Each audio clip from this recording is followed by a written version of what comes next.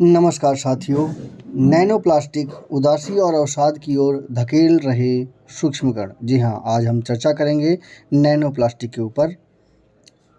मेरी ये समीक्षा छात्रों के लिए है जो कंपटीशन के एग्ज़ाम दे रहे हैं, उनके लिए ये नैनो प्लास्टिक है जो कि पर टॉपिक है जो कि काफ़ी ज़्यादा महत्वपूर्ण है।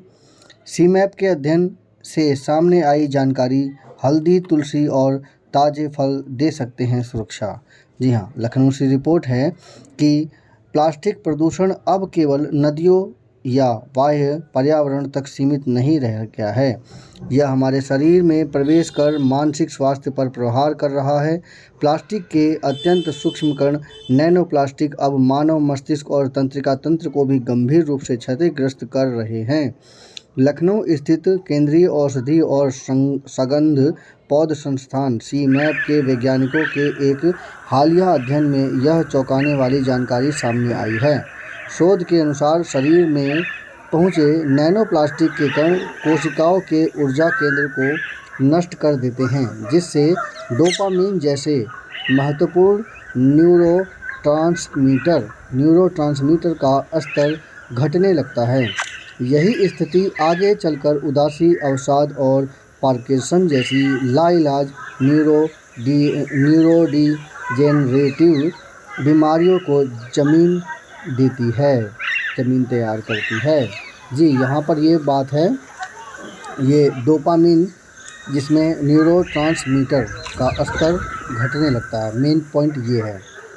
घट रहा है हैप्पी हार्मोन का स्तर। अध्ययन में देखा गया है कि नैनो प्लास्टिक के कण कोशिकाओं को ऊर्जा उत्पन्न केंद्र यानी माइटोकॉन्ड्रिया की कार्यक्षमता को ठप कर देते हैं।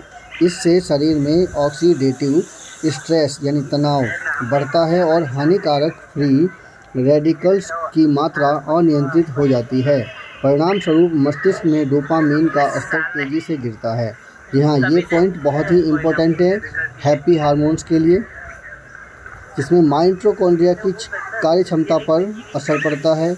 इससे तनाव बढ़ता है और फिर फ्री रेडिकल्स जो हानिकारक होते हैं वो अनियंत्रित रूप से बाहर निकलते हैं। क्योंकि डोपामीन को आम बोलचाल में खुशी का हार्मोन कहा जाता है, जो व्यक्ति के मूड, मानसिक संतुलन और संतुष्टि को नियंत्रित करता है।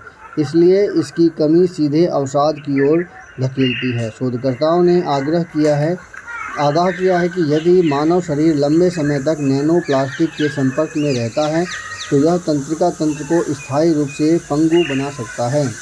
यह स्थिति अंततः पार्किंसन रोग के रूप ले लेती है, जिसमें व्यक्ति के शरीर का संतुलन, कंपन और शारीरिक गति पर नियंत्रण समाप्त होने लगता है। यह शोध प्रतिष्ठित अंतर्राष्ट्रीय वैज्ञानिक पत्रिका free radical biology and medicine में प्रकाशित हुआ है। अध्ययन का नेतृत्व सीमैप के वरिष्ठ वैज्ञानिक डॉक्टर रत्नशेखर CH ने किया। शोध दल में प्रिया राठौर, आशुतोष के तिवारी, राजेंद्र P पटेल, अनूप कुमार वर्मा और शीलेंद्र प्रताप सिंह जैसे युवा वैज्ञानिक शामिल हो रहे हैं। तो इस प्रकार से ये नैनो प्लास्टिक बहुत ही महत्वपूर्ण है। ऐसा हुआ सूक्ष्म कणों का कुप्रभाव का विश्लेषण। वैज्ञानिकों ने इस शोध के लिए आधुनिक ब्रेन लिपिडोमिक्स तकनीकी का उपयोग किया, जिसके जरिए मस्तिष्क की कोशिकाओं में मौजूद वसा यानी लिपिड और उसमें होने वाले सूक्ष्म बदलाव की बारीकी से विश्लेषण किया गया। अध्ययन के लिए वैश्विक स्तर पर मान्य ड्रोसोफिला फ्रूट फ्लाई का मॉडल प्रयोग किया गया, जो जैविक और न्यूरोलॉजिकल शोधों के लिए सटीक माना जाता है। हाल के वर्षों में वैश्विक शोधों में यह सिद्ध किया गया है कि माइक्रो और नैनो प्लास्टिक कण भोजन, पेयजल और रक्त के रास्ते हमारे अंगों में पहुंच रहे हैं। अब इसके मस्तिष्क तक पहुंचने के पुख्ता प्रमाण मिले हैं, जो भविष्य के सार्वजनिक स्वास्थ्य के लिए एक आलमर्ग स्थिति है। प्रकृति की शरण में समाधान। इस गंभीर संकट के बीच सीमैप के वैज्ञानिकों ने एक राहत भरी उम्मीद भी जताई है। अध्ययन में पाया गया है कि हल्दी, तुलसी, ग्रीन टी और ताज़े फलों में प्रचुरता से पाए जाने वाले पॉलीफेनोल्स नामक तत्व नैनोप्लास्टिक के दुष्प्रभावों को बेअसर करने में सक्षम हैं। ये शक्तिशाली एंटीऑक्सीडेंट शरीर में बनने वाले फ्री रेडिकल्स को शांत कर मस्तिष्क की कोशिकाओं को एक सुरक्षा कवच प्रदान करते हैं, जिससे नैनोप्लास्टिक से होने वाले न्यूरोटॉक्सिसिटी का खतरा काफ़ी हद तक टल जाता है। प्लास्टिक के अनियंत्रित उपयोग के बीच यह शोध एक गंभीर चेतावनी है।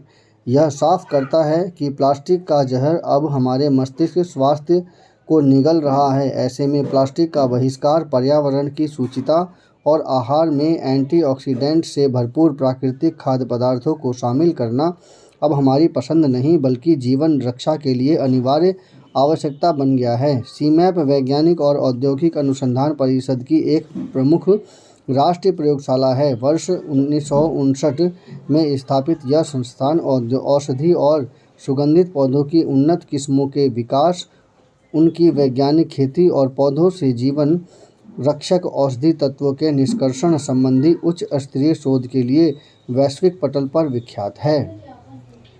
तो ये थी वो नैनो प्लास्टिक। मेरी समीक्षा कैसी लगी कृपया कमेंट कीजिए, चैनल को सब्सक्राइब कीजिए और हाँ, इसी तरह के इन्फॉर्मेटिव और एग्ज़ाम से रिलेटेड क्वेश्चन जो कि न्यूज़ में आते रहते हैं, उसके लिए मेरे इस चैनल को सब्सक्राइब कीजिए, शेयर कीजिए, कमेंट कीजिए। धन्यवाद।